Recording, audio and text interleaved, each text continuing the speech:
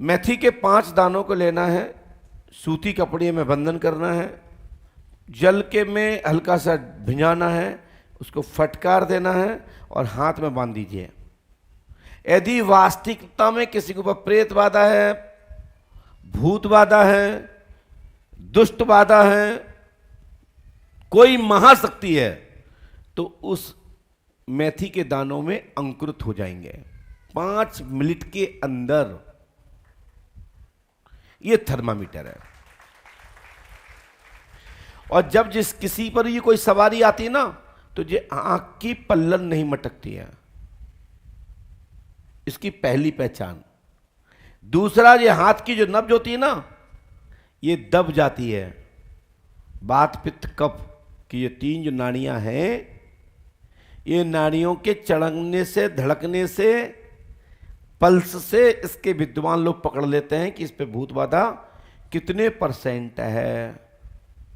कई लोगों को होश पूरा रहता है, उन पे देवता आते हैं, पितर आते हैं, पूर्वज आते हैं, प्रेत आदि आत्माएं आती हैं, फिर वो ठीक हो जाते हैं, कहते हैं पापा हमने ऐसा क्यों बोला था, तुमने बोला था कि भूत ने बोला था, तुम्हें कैसे पता। मम्मा हमने ऐसा क्यों बोला था, दीदी हमने ऐसा क्यों बोला था, मुझे तो सब याद है।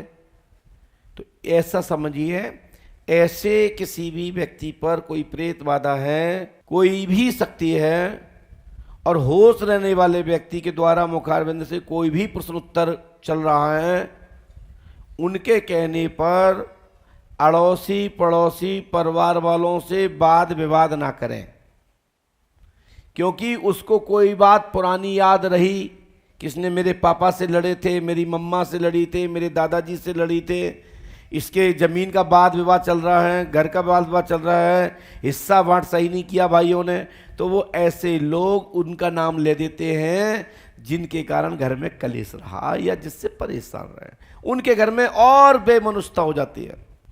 हमारी बात को अच्छे से समझना, हम क्या कर रहे हैं।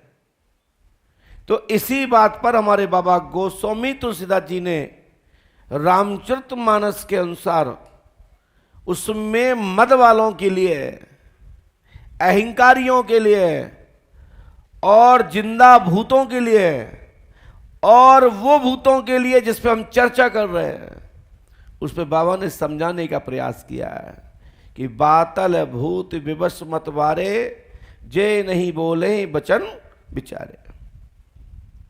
होगा कोई, बताएगा कोई, होंगे रामलाल, बताएगा श्यामलाल।